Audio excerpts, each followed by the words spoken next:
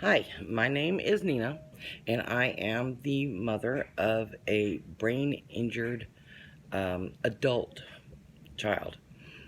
He is, I think, 34 years old, going to be 35, but he has two brain injuries, one in his frontal lobe and one in his temporal lobe. Um, and these videos will be uh, somewhat of a teaching aspect of what to do in the hospital when the accident first happens or whatever first happens, and then once you get into a rehab facility, if you do, and then also how to take care of your child once he's at home. All of these aspects are extremely stressful, difficult, and when I went through it, I knew nothing about brain injuries. Not, I didn't really even understand what they were. So, I mean, you hear the word brain injury and you think, okay, well, they're mental now. This is not the case. Brain injuries, depending on where they're at, will either eliminate or harm or minimize certain things that they can do. What the person can do with the brain injury. So it's not what you think. A brain injury is not what you think. So anyway, I'm going to be doing these videos, and you will meet my son eventually. Um, but for now, the first things first. Okay, the first thing that we need to talk about is when the accident happens. Obviously, you will be in the emergent, or the child will be in the emergency room. Child, um, husband, wife, whatever it is, someone kin to you will be obviously in the emergency room. Once you are allowed to see them, first of all, they will have tubes that were they drilled into the skull and put tubes in to let any kind of bleeding or fluid drain from their brain. Okay, and so that will alleviate some of the swelling against the brain.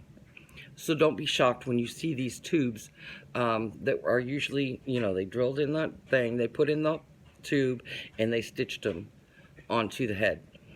So that's the first thing we saw. Now, my son particularly had the two brain injuries. It was a really bad accident. He was on a motorcycle, a car cut in front of him, uh, and of course he hit the car with his whole right side that he had, tried to turn. Well, he hit the car. Thank God he did not go flying, but he hit the car and then he hit the ground. Okay, so his injuries consisted of the two brain injuries, a broken disc in his neck, a lacerated chin, a broken mandible. They were surprised he didn't break his clavicle. Clavicle was not broken. He had a puncture wound in his right arm, which hit the artery, and that's where all the blood came from. There was no blood from the head. The head did not break open. It just hit so hard that the skull was not broken or anything, just kind of rattled the brain in there. Broke all the ribs on his right side. His femur was broke, and in turn the break did some damage to his femoral artery, so he was bleeding internally in his leg, which was why he was airlifted to the hospital because of the internal bleeding. They had to get that stopped, or he would bleed out and it would be all inside his body, because he had no open wounds except for the one on his chin and the puncture wound that was on his arm. Other than that, just a whole lot of bruises and scratches everywhere, mostly around his neck, on his arms. The glass broke, obviously, from the car, and did a lot of scratching and everything. So anyway, we got to the hospital. The first thing we noticed were the tubes in his head. which, I mean, I'm not a panicky person, and I did not panic. I saw that, blew it off. They kept telling me they need to take him to the operating. They needed to, do surgery on his leg. And so we didn't get to see him but for a few minutes. But before that, the doctor had brought us in a room and told us what was going on. So they were really worried about the leg, but I wasn't. I wasn't worried about the leg because the leg he can do without. His brain, depending on the damage, you really can't live without your brain.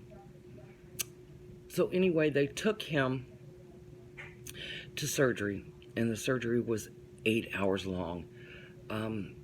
Agonizing. I was sick to my stomach.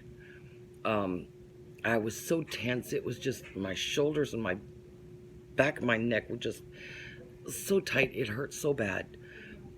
But waited for 8 hours. And then they came in to tell me, 8 hours of surgery. We did a great job. His leg it's fixed. It's perfect. And the first thing I could think of is, how is his brain? And he's like, well, he's got injury to his brain, but we don't know the extent. You don't want to hear that. You really don't want to hear that. So anyway, that's going to be the end for today. Just talking about it is kind of, it hurts. So anyway, I just want to let you know that I look like this all the time. I look bad. I quit wearing makeup the day this happened. I don't have time for it. My hair is almost always in a ponytail, always. There's a picture of Carl. Carl is the one sitting down. He is now in the wheelchair. And then there's that other picture over there. No, I'll show you pictures later. But anyway, excuse me, a lot of allergies. I'm kind of done right now, but I will explain the accident later.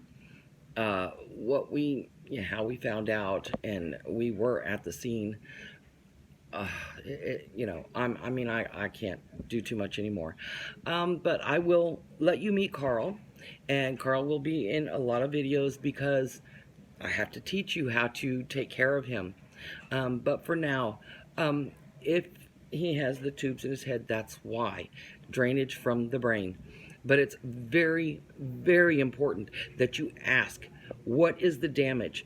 Does he need to have his skull taken out? A piece of his skull taken out so his brain can swell. If the brain is kept from swelling, it's like a tight shoe on a broken or sprained ankle. It needs to swell, and if it can't if it can't swell, it does more damage and it does more pain. So that's the first thing you need to ask. Does the skull need to be taken out? Does his brain need to be allowed to swell? Okay? Make sure you do that. I'll teach you a whole bunch of stuff. I am actually doing this because my mother has just been, for the last 10 years, hounding me. Yes, it's been 10 years. Hounding me to write a book. I don't have patience for that. I'm not a good typist. I don't type very fast. But anyway, this is why I'm doing the videos. She told me I've learned so much and that I really need to share my experiences. And I hope that this reaches people who this hasn't happened to, in case it does. And this also goes for stroke victims too. I mean, stroke victims, that's a brain injury.